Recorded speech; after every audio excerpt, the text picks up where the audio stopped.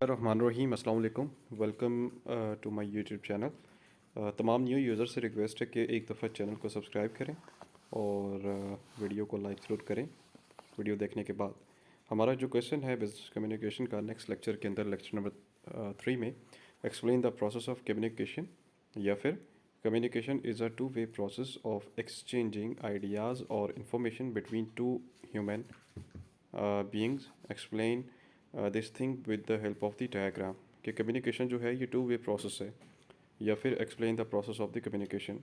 अब इसमें सबसे पहले ये है कि इसका जो इंट्रोडक्शन है, जो आंसर है वो आप देखें, वो कहते हैं communication simply means exchange of ideas information between two person and a person send a message to another person and gets the response from the receiver on the message.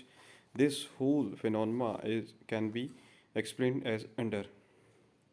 अब नीचे उसने ये बता दिया कि एक पर्सन दूसरे पर्सन को जो मैसेज सेंड करता है वो किसी ना किसी थ्रू प्रोसेस के थ्रू ही उसको रिसीव करता है। वो ये कहता है कि ये जो पूरा के पूरा फिनोमेना है वो हम फॉलोइंग बुलेट्स के साथ जो है अंडरस्टैंड कर सकते हैं। सबसे पहले इसमें आता है, कहते हैं सेंडर थॉट्स, या फिर सिर्फ सेंडर भी इसमें आप लिख सकते हैं। कहते the first step, very first step in this process of the communication is generation of the thoughts in their sender's mind. These enough thoughts may be about a request, order, inquiry, production or any such a activity।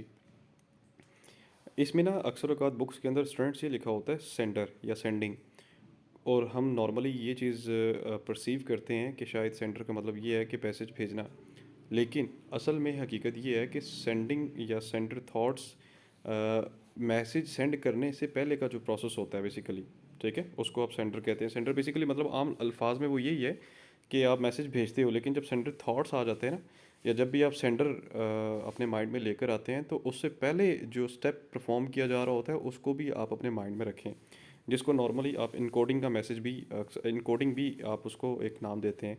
जैसे encoding क्या होता है कि आप message को encode कर रहे होते हैं, ठीक है।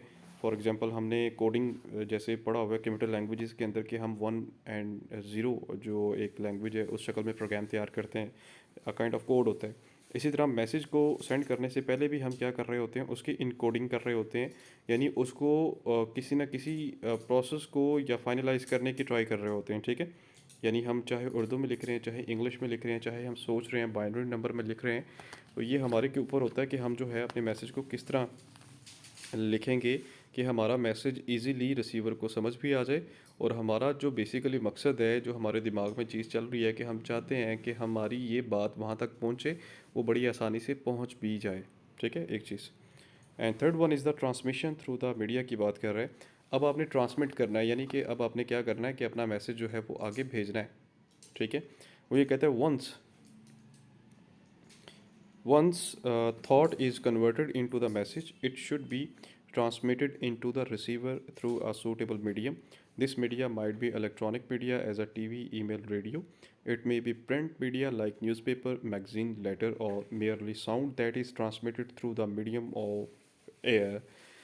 अब अपने आइडिया को या अपने थॉट्स को आप ट्रांसमिट करते हैं थ्रू डिफरेंट चैनल। आपके पास जनाब फेसबुक है, आपके पास जनाब ईमेल है, आपके पास फ़ोन कॉन्टैक्ट नंबर है। आप इस मीडिया का इस्तेमाल करके भी क्या करते हो, क्या कर सकते हो कि अपनी थॉट्स को, अपने मैसेजेस को, अपने टारगेट जो आपकी ऑडियंस होती है वहाँ तक आप उसको सेंड कर सकते हो, ठीक है। And the fourth one is the, वो कहते हैं noise and barrier. Noise and barrier basically आप ये देखते हैं कि जब भी आप कोई मैसेज भेज रहे हैं, तो मैसेज भेजने के दौरान अक्सर औकात कुछ एरर्स भी आ सकते हैं, या आपका जो मैसेज है वो सही तरीके से आगे जा भी नहीं सकता। तो उसकी बेसिकली क्या रीज़न हो सकती है, उसकी रीज़न बेशुमार हमारे सामने जो रीज़न्स हैं वो आ सकती हैं। बैरियर्स आ सकते हैं, इंटरनल बैरियर्स कुछ होते हैं, कुछ एक्सटर्नल बैरियर्स होते हैं। लेट्स डिस्कस कि वो बैरियर्स जो हैं वो किसकी तरफ से आ सकते हैं। सेंडर की तरफ से आ सकते हैं, रिसीवर की तरफ से आ सकते हैं, या हमारे मीडियम के दौरान भी मौजूद होते हैं। सबसे पहले तो आप इंटरनल और एक्सटर्नल बैरियर्स का जो है ना वो कंसेप्ट क्लियर कर लें। स्टूडेंट्स, इंटरनल बैरियर्स क्या होते हैं कि सॉरी, सबसे पहले एक्सटर्नल बैरियर्स, ये वो वाले बैरियर्स होते हैं जो मैसेज सेंड करने के दौरान आ रहे होते हैं। मतलब कि अक्सर औकात ये होता है कि आप मीडियम सही तरह से चूज़ नहीं करते, या आपकी बात जो है आपको बात समझाना आ नहीं रही होती, या अक्सर औकात लैंग्वेज बैरियर्स भी आपके सामने आए हुए होते हैं, ठीक है। तो ये बेसिकली इस किस्म। अब इंटरनल बैरियर्स क्या होते हैं कि आपकी अपनी जो थॉट्स होती हैं ना इंसान की, वो जनाब मैसेज को आगे डिलीवर करने में प्रॉब्लम क्रिएट कर रही होती हैं। फॉर एग्जांपल अक्सर इंसान डिस्टर्ब होते हैं और अगला बंदा उसको बात समझा भी रहा होता है, लेकिन वो उसको उसकी बात समझ आ ही नहीं रही होती। वो इंटरनल बैरियर होता है एक किस्म का। खैर, हम यहाँ पर ये देखते हैं कि जो बैरियर्स हैं जो नॉइज़ की वजह से क्रिएट होते हैं या किसी और रीज़न की वजह से, वो बैरियर्स कौन से हैं। सबसे पहले कहते हैं ऑन सेंडर साइड।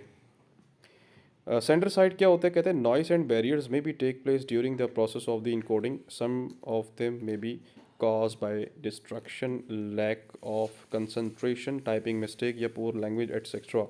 इस किस्म के बैरियर्स भी आपके सामने आ सकते हैं, ठीक है, कि आप डिस्ट्रैक्ट हो जाते हैं मैसेज भेजते हुए, या जो सेंटर मैसेज भेज रहा होता है आप कंसंट्रेट नहीं कर पा रहे होते हैं। बाज़ औक़ात टाइपिंग मिस्टेक होती है कि अगले बंदे को समझ नहीं आ रही होती है, या अक्सर औक़ात क्या होता है कि लैंग्वेज का बैरियर भी सामने आ रहा होता है। अक्सर ऐसा होता है कि कई इंटरव्यूज़ के अंदर या कई जगह पे, जो मैंने भी एक्सपीरियंस एक चीज़ का देखा है कि आप जनाब इंटरव्यू के लिए बुलाते हैं लेकिन उसे फोर्स करते हैं जी आप इंग्लिश में बात करें। मेरे ख्याल से कि अगर आप किसी बंदे को ये जज करना चाहते हैं कि उसके अंदर एबिलिटीज़ क्या हैं, तो बजाय आप उसको कहें जी फॉरेन लैंग्वेज में बात करें, आप उसको उसी की लैंग्वेज में या नेशनल या मदर लैंग्वेज में उससे कहें जी आप बात करें। एटलीस्ट नेशनल उर्दू में बात करवाएं उससे, और जज करें कि वो जो पर्सन है वो किस हद तक जो है अगले बंदे को कन्विंस कर सकता है या किस हद तक इंक्वायरी डील कर सकता है। इन द मीडियम में क्या होता है जी, आप जनाब टीवी चूज़ करते हैं, रेडियो चूज़ करते हैं, या कोई भी मीडियम चूज़ करें मैसेज को ट्रांसमिट करने के लिए, लेकिन अगर आप मीडियम पुअर चूज़ करेंगे तो आपका मैसेज आगे नहीं जाएगा।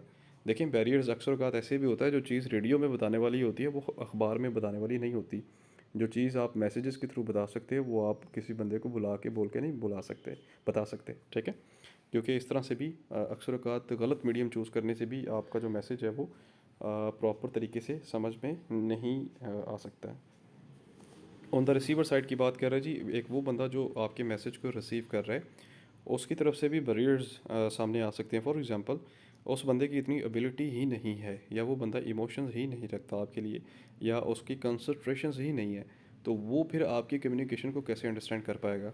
जैसे वो कहते हैं ना कि भैंस के आगे बीन बजाना, इसी तरह ये है कि आप बड़ी ऊंची ऊंची बातें कर रहे हैं जी एक उस पर्सन के सामने या उस ऑडियंस के सामने जिनका इतना ज़्यादा एक्सपोजर है ही नहीं है, तो फिर क्या होगा, वो ऑडियंस जो है अब आपकी बातों में इंटरेस्ट बिल्कुल भी शो नहीं करेंगे, ठीक है। तो उसको कहते हैं भैंस के आगे बीन बजाना, ठीक है। तो ये खैर एक चीज़ है, इसको भी क्या किया जाता है कि आप नज़रअंदाज नहीं कर सकते जब भी आप कभी नॉइस या बैरियर्स की बात कर रहे होते हैं। उसके बाद वो कहते हैं डिकोडिंग बाय रिसीवर। अब रिसीवर जो कि आपके मैसेज को रिसीव कर रहा है, अब वो उसको डिकोड करेगा। डिकोडिंग के बारे में मैं शॉर्ट में आपको ये समझाऊंगा कि मैसेज रिसीव करने के प्रोसेस को आप डिकोडिंग कहते हैं, ठीक है। जैसे वो कहते हैं the process of converting the languages of messages into the thoughts is known as a decoding. For instance the receiver having the receive jobs applications read the applications and understands the message conveyed by the applicant. यानी कि receive करने का जो process है ये आप जनाब उसको पहले देखते हैं कि ये लैंग्वेज कौन सी है, फिर उसको अंडरस्टैंड करने की कोशिश करते हैं थ्रू रीडिंग। तो जब आप अंडरस्टैंड कर लेते हैं फिर आप सोचते हैं कि ये किस मकसद या किस ऑब्जेक्टिव के लिए भेजा गया। तो ये भी कुछ उसके रीजंस हैं। 6 1 इज़ द आइडिया रिसीव की बात कर रहा है, कहता है as soon the process of the decoding is finish the idea given by the sender is receive the receiver. It means the thoughts was the thought that was generated in the mind of the sender has transmitted of the mind of the receiver. In our example, the sender want to inform the receiver about his thought of having a job. Now the sender has got this idea. तो idea basically sender ने जो idea भेजा था, receiver ने उस idea को pick करना है। देखिए ना, पहले डिकोड करेगा फिर पिक करेगा कि भाई आइडिया है क्या, आखिर वो क्या बात मुझे कहना चाह रहा है, in short. And the seventh one is the feedback. Feedback क्या होता है कि आपने जो भी एक बंदे को मैसेज भेजा है, उस मैसेज के बारे में आपको पता चलना चाहिए कि क्या आपका पैगाम वहाँ तक पहुँचा कि नहीं पहुँचा, ठीक है। अक्सर औकात फीडबैक्स क्या होते हैं, अगर एक बंदा आपका मैसेज सुन रहा है, सुनने के बाद रिस्पॉन्स नहीं कर रहा, तो ये भी एक किस्म का फीडबैक है कि वो आपके मैसेज में या तो इंटरेस्ट नहीं ले रहा या उसको आपकी बात समझ नहीं आ रही। फीडबैक पॉजिटिव भी होता है, नेगेटिव भी होता है। कि अक्सर औकात ये है कि जब आप जैसे मैं एक छोटी सी एक चीज़ आपको बताता हूँ कि आप एडवर्टीज़मेंट चलाते हैं, लाजमी नहीं कि टीवी रेडियो अखबार के ऊपर ही एडवर्टीज़मेंट चलाएं। अक्सर औकात क्या होता है कि आप जनाब छोटी सी मिसाल दे रहा हूँ, जोंग के या किसी भी जो टेलीकम्युनिकेशन की कंपनी है उनके छोटे छोटे पॉइंट्स लगे होते हैं कि फ्री सिम ले लें, फ्री सिम ले लें, इतने हज़ार मिनट्स, ये ऐसे ऐसे ऐसे होगा। कुछ लोग ख़रीदते हैं, कुछ लोग नहीं ख़रीदते। जो ख़रीदते हैं वो पॉजिटिव रिस्पांस दे रहे हैं, जो नहीं ख़रीदते वो नेगेटिव रिस्पांस दे रहे हैं। क्योंकि लोग इस चीज़, कुछ जो नहीं ख़रीदते वो इस चीज़ को बैड समझते हैं कि यार चौक पे खड़े होकर जनाब आप सिम ले रहे हो सरेआम सबके सामने। वो लोग बाकायदा तौर पे ऑफिस पर जाके एक प्रोटोकॉल के अंदर या एक अच्छे इन्वायरमेंट के अंदर बैठना अच्छा पसंद करते हैं, और वो वहाँ पे जाके पैसे चाहे उनको ज़्यादा भी लगाने पड़े लगा लेते हैं, लेकिन वो वहाँ पर जाने से इग्नोर करते हैं। लेकिन कुछ लोग ऐसे होते हैं वो कहते हैं हम बजाय ऑफिस में जाएं अपना पेट्रोल जलाएं या पैसे लगाएं, हम यहाँ से फ्री सिम ले लेते हैं, हमें इतने मिनट्स पे मिलेंगे और ये भी होगा। याद रखें ये भी एक साइकी है, ठीक है, जो कि ह्यूमन एक साइकी होती है, और ये कंपनीज उस साइकिस के साथ खेलती हैं। कंपनीज को पता होता है कि सारे के सारे जो लोग हैं वो इतने पॉइंट्स पे खड़े होकर सिमें शिमें नहीं लेंगे, ये वही लेंगे जो ज़ाहिर लो लेवल के लोग होते हैं या जो एक्सपेंसेस को बचा रहे होते हैं। लेकिन कुछ लोग ऐसे भी होते हैं जो बाकायदा ऑफिस में जाएँ। अगर सारे के सारे लोग पॉइंट्स पे खड़े होकर सिमें लेना शुरू कर दें, तो ये कंपनीज़ ने जो ऑफिस बनाए होते हैं तो ये क्यों बनाएं फिर, उन्हें ऑफिस बनाने की ज़रूरत ही नहीं। आप जाकर कभी भी विज़िट कर लें, उन ऑफिस के अंदर एक अच्छा रश होता है।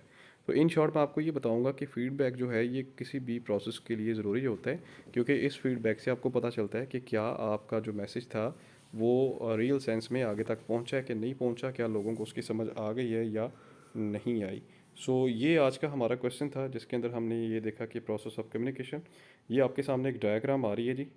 हम क्वेश्चन कंप्लीट करने से पहले एक डायग्राम की एक लुक देख लेते हैं। ये आप जब नोट्स लेंगे कि नोट्स के अंदर भी ये बनी हुई है, तो आपने जब भी ये क्वेश्चन करना है स्टूडेंट्स, तो ये डायग्राम आपने ज़रूर वहाँ पे बनानी है, क्योंकि अक्सर का डायग्राम का एक अच्छा इम्पैक्ट होता है।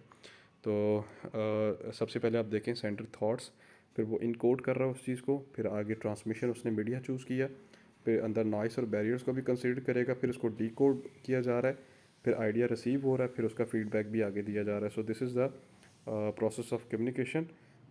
मेरे ख्याल से अभी तक के लिए ये वीडियो इनफ है। इंशाल्लाह अगले लेक्चर में आपसे मिलेंगे नई वीडियो के साथ, नए लेक्चर के साथ। अपना ख्याल रखें, इजाज़त दें, अल्लाह हाफ़िज़।